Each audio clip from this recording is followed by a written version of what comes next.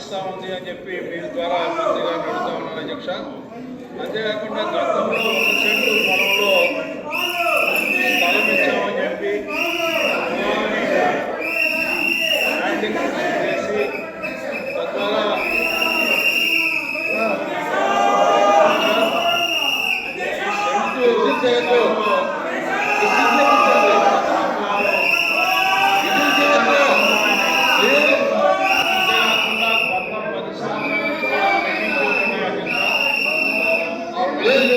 ఎంత మేరకు ఈ యొక్క ప్రభుత్వం చెల్లించింది మీ ద్వారా మంత్రి గారు